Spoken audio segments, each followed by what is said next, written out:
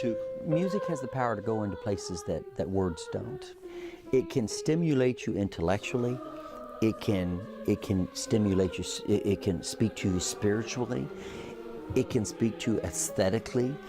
It maybe even more important. It goes sometimes a direct line to the heart. It goes right to the emotion.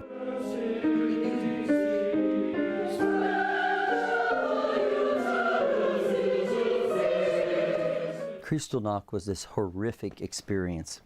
It was a young man who was somewhat exiled to Paris, and his family, who were Jewish, were being shipped away, and he went into the German embassy and assassinated a diplomat. And of course, the Nazis used this as a reason to lash out. And they went throughout Austria and Germany and burned hundreds of synagogues. And the estimate was something like 7,000 businesses were demolished. The reason they call it Kristallnacht is because there was a huge amount of breaking of glass.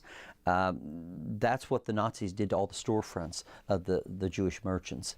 Unbelievable, and just the history that was destroyed, and the lives that were changed through this. And it was what I would consider was the most aggressive act that led to World War II.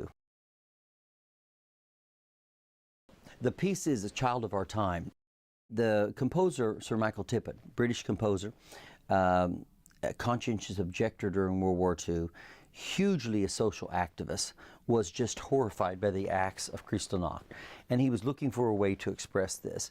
And so the idea germinated with him that there needed to be a work that really commemorated this horrific act.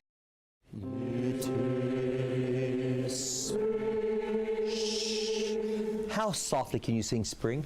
Spring. Can you flip the R?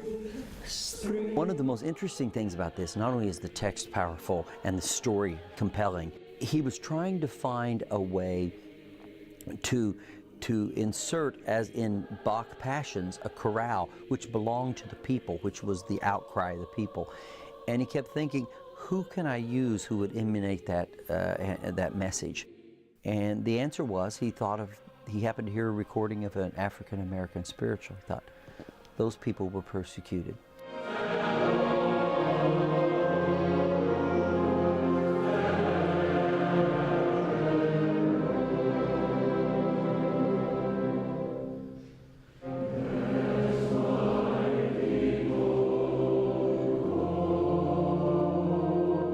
Many times in a more traditional passion or traditional oratorio that a chorale would be inserted, he inserted an African-American spiritual. So it was a brilliant stroke of compositional creativity, and it is just astounding. So you hear these horrific acts taking place, these awful things happening in the story, and this, all of a sudden, it evolves into the people talking about a spiritual. Steal Away, Deep River, Nobody Knows the Trouble I've Seen. So the piece was directly related to Tippett's reaction to Kristallnacht.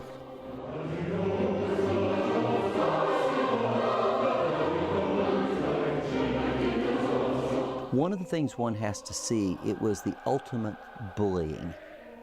And that still goes on today too. We read about it in the paper constantly. So this is about oppression.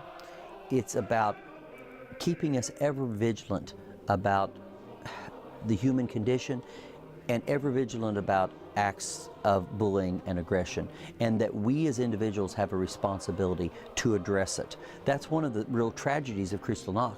Everyone in the world knew this was going on. If you look at the newspapers, they were publicizing what was going on. No one jumped in necessarily to help.